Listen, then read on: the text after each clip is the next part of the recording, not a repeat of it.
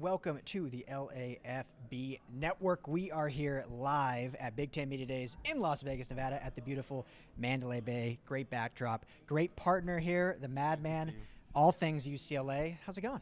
Great to see you, Ryan. It's so fun to be able to do some UCLA stuff with you. I know. I'm used to having Will here, Wayne here, but having the Godfather, the founder of LAFB here talking UCLA, it's a delight. We got to have lunch with Wayne Cook. Yes. My first time finally meeting him. I know you know him very well, but what a great guy. Oh, man. He told us the story how he met his wife. Absolutely. Wayne's just the best guy in the whole world, so it was great having lunch with him and talking shop. And Ryan, what a great day. I mean, we got some real quality time with DeShaun Foster, with Nico Iamaleava, the other, players of UCLA, John Vons, Garrett DiGiorgio. So lots to uncover here. So let's start with this. If last year head coach DeShaun Foster was the butt of a lot of jokes, I think this year he may have been the star of the show. I think he had a fantastic 15-minute opening kind of monologue in front of the media. He addressed the fact that, last year didn't go as planned. And like with anything in life, but also obviously with football, you just need reps. You need reps. He was a first-time head coach. He'd always been a running back coach, didn't have to address the media. So obviously some nerves there. But I thought he knocked it out of the park. Your thoughts on just his kind of initial 15 minutes, and then we'll get into the juicy stuff. Oh, yeah. No, absolutely, Ryan. I think, you and I both had a chance to see athletic director Martin Jarman for just a few minutes there right before. And you could tell Martin was feeling very confident about what DeShaun was going to do. Yeah. And DeShaun came in there and just knocked it out of the park. You and I were both wondering offline, will he address last year? Will he make some fun of it? And he did that. And he did it so well, so gregariously. He said, last year you guys may or may not remember, but I gave perhaps the most obvious geography lesson in Big Ten history of us being in L.A. And he said, we're in L.A. and we're very proud to be in L.A. And then he proceeded with this plan. So poked some fun at himself, looked really confident, really poised up there, and was very exciting to see. Yeah, I love that, I think a lot of Bruin fans appreciate this, the fact that not only is he so proud to be a UCLA Bruin, being an alum, and all the history there, but, he's from Tustin, California. Yep, he's LA absolutely. through and through, so he is just very proud to be an Angelino, and you can see that twofold. He's just a very genuine person. So that was my big takeaway from today, which is the genuinity that we've seen all through the season, all through his first year. By that, he did that in full display. In that initial 15 minutes, outside of it just being well done and thought out, any big takeaways from you in that? I thought he did a really nice job of kind of giving the overall state of the program, and I think the point that he really hit that I think kind of resonated with a lot of folks was just talking about the recruiting success in 2026. I know that Media Day is all about the 2025 season, and he got into that in a ton of detail in the scrum, but I think talking about the 2026 recruiting and that it's been going so outstandingly, UCLA hovering right in that top 20, and I think the goal is to finish in that top 20. And DeShaun was alluding to, even more recruits in the pipeline right now, that he was very confident and excited there. So my big takeaway there, Ryan, was recruiting is sort of thriving in a way that we have not seen for the better part of 10 years with UCLA since those early Mora years, those late Neuheisel years. So DeShaun seems to really be dialing up recruiting very well. And then obviously he talked about the new additions on offense, Tino Sunseri, his new offensive coordinator, and then, of course, Nico and what that's going to mean for this team moving forward. So I thought it was a really nice overall state of affairs of the program, and optimism was very, very high. Yeah, I always, outside of wins on the field, I think the best way you can determine the health of a program is the recruiting. There's other factors at bay and whatnot, but I think recruiting really tells you how healthy and how the outside world views the future of the program, even after a season that was maybe a little disappointing. And it seems very healthy right now, as you mentioned, top 20 recruiting class in 2026. And we've always said this. I know Will has said this. There's no reason UCLA can't be a top 20 recruiting school program every single year. I think just what UCLA offers, obviously being in LA and all that stuff, I don't need to tell you guys. So it's good to see that they have a head coach that believes that too and is diving headfirst into that. Let's shift to Nico a little bit. Yep. Mr. LA looks the part. Obviously, I love seeing these kids in person because I didn't realize you see the listing on like the scorecard. But I didn't realize how like just tall he is. Yeah. He was actually next to Wayne, and you could just see like those are two quarterbacks for sure. Just the 6'4", 6'5" size, but just looks. He reminds me of when we first saw Caleb Williams 3 years ago at Media Day in LA when it was still the Pac-12, and kind of how Caleb strolls in wearing the suit, he's got the shades, looking good. Nico played that part. Big takeaways. I know There's a lot of talk about how his transfer went down, but what did you take away from the scrum and then kind of how he handled himself? Yeah, no, Ryan, great questions. I mean, the first takeaway for me is exactly what you described is he's got that aura. He's got that it factor that Caleb Williams had a number of years ago. You know, his just baby blue suit. He had the UCLA pin, so poised up there, answered every question. You know, some were candidly some fishing expeditions about what happened with his recruiting and the situation there, and I thought he handled it like an absolute pro. I think the second big takeaway for me was when we talked about what are the things that he is most working on and the elements to his game that he really wants to take to the next level from last year to this year in terms of year 2 as a starter. He really talked about the cerebral aspects of the game. And he said, look, I feel physically like I'm in the best shape I've ever been. I felt very good physically last year. But for me, this is about taking my mental acuity to the next level. And he talked about that Sinceri playbook and how he felt like he was in high school again, just sort of learning all the new concepts and being a sponge and being around the guys. So just that emphasis on the mental aspect of the game I thought was absolutely significant. And then the other big takeaway for me, Ryan, is when we talked about who are the players that he most admires in the NFL and who are the players that he's really modeling his game after to sort of get a sense stylistically of what can we expect from Nico in this Big Ten regime here. He mentioned Jaden Daniels. He mentioned Bryce Young. He mentioned C.J. Stroud. So all guys that mobile, athletic, but really great arm talent and absolutely phenomenal mechanics. So I think that's what Bruin fans can expect to see.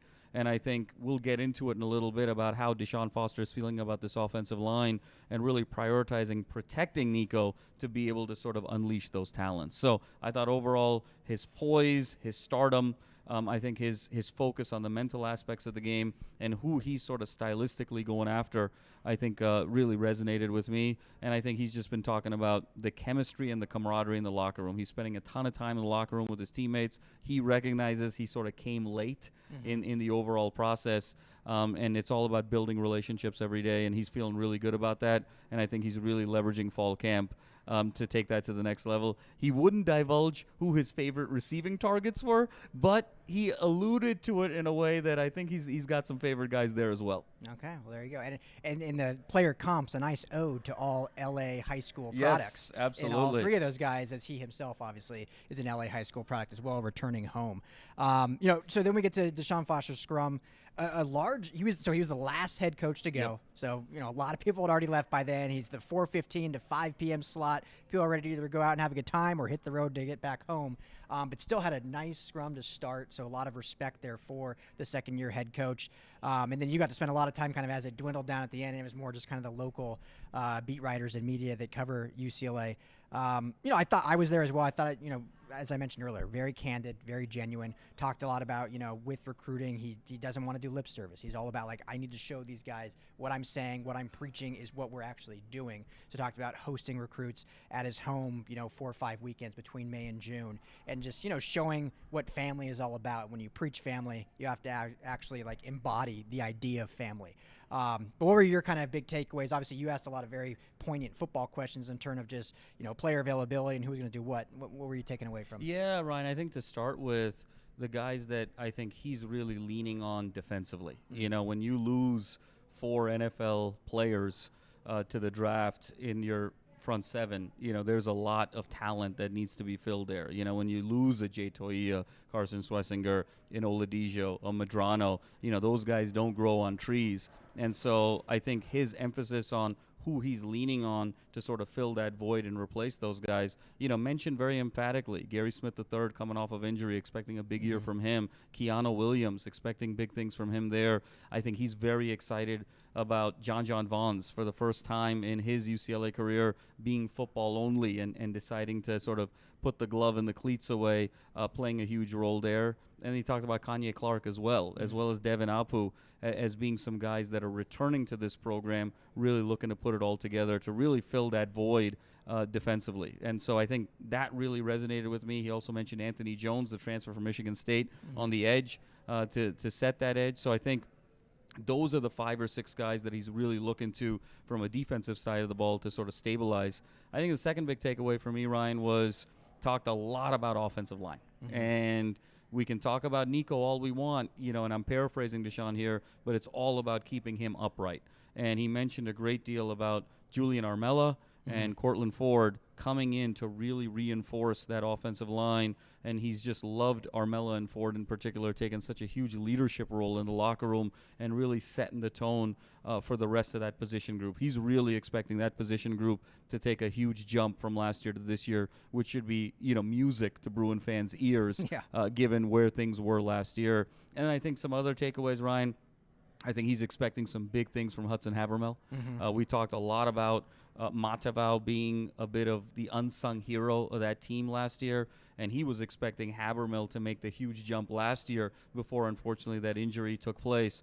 But Habermel's made a full recovery, and DeShaun's really expecting some big things there at the tight end position. And then we talked about Quasi Gilmer a bit as well. He's really looking at Quasi to make that jump. We really saw it at the end of the season in that Washington game and towards the end of the season. And he talked about Quasi having one of the best off seasons of anybody on the team. And so he's really expecting the sky being the limit for Quasi. And then my last takeaway, Ryan, is just DeShaun. You talked about the genuineness. And I think he just looks so much more comfortable in his own skin. And I asked him the question, what's the biggest difference between year 2 and year 1 for you? And he said, look, it's just everything's slowing down. And everything is the same now. Everything was new that first year. Now I kind of know what to expect. I'm comfortable with my style. I'm comfortable with my approach, my scheme. And you just saw a much more relaxed, confident DeShaun Foster. And I think it's going to be really exciting. He's expecting to win. He's expecting to win a lot. He wouldn't put a number on it, but he said, I'm expecting to win a lot. And I know that if we put the right product on the field, the Rose Bowl is going to be rocking again the way it was in the late 90s and early 2000s when he was dominating for the Bruins. Yeah, I think Vegas has the over-under set at 5.5. Yeah. I'm feeling over. Yes. I'm feeling good about the over for UCLA. A lot of confidence. And, you imagine year 1. I mean, imagine, and I don't mean this in any disrespect, but imagine a floor manager becoming a CEO of a major company. There's going to be some mistakes, some mishaps. You got to learn and get those reps, and I think we're seeing that this year. So in the show, like we started it, if last year Bruins fans, after Big Ten Media Day, there was some uneasiness, some angst, I think this year there should be a lot of just excitement going into the year, because I think where the program's at, where the recruiting's at, where the returning players at, where the coaching staff is at, and where the maturity as terms of a head coach of where DeShaun Foster's at, I think there's a lot to be excited about. No question about it, Ryan. I think both in terms of this year being able to make a jump schematically, talked a lot about kind of Tino Sunseri and Ikaika Malloy. And then he also sort of talked about his recruiting approach, being so personal, talked about hosting so many players moving forward. So he's so bullish on this year in the present. He's also so bullish on the future. And I think he came back to it and said, look, 70% of the coaches at UCLA across all sports were former alums. And he really takes that community very seriously. And he said, he reiterated it today, is I want to be here for the next 40 years, he said. Earlier he would say 20 years. He sort of doubled down literally and said, I want to be here for 40 years. So you can see the love, you can see the passion. He's always going to be just a wonderfully humble and understated individual, but you see a guy who's very confident and comfortable in his own skin, and I think that's going to translate volumes on the field, particularly in close games. And I think he also talked about the power of going away from campus, in this fall camp, to really have this team come together and really have sort of a unique identity. That's another spin that he's done. UCLA's been on campus for fall camp every year the last 8 years. They're going to break that cycle to really build that camaraderie. So talked a lot about August 30th and the challenges that Utah also poses as an opener, new quarterback from New Mexico. So they're going to be watching the New Mexico film. They're going to be watching the Utah film. So he's very excited and knows that they're very, very prepared for August 30th. So lots to be excited about, Bruin fans.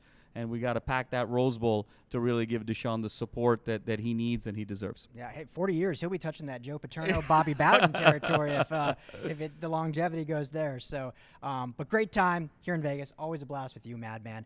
That'll do it here for the LAFB Network in Las Vegas at the beautiful Mandalay Bay. Make sure to hit that like and subscribe to the UCLA LAFB YouTube channel, and you can find all of our Bruins content over at LAFBnetwork.com. For the Madman, I'm Ryan. Everyone be well, be safe. Talk to you.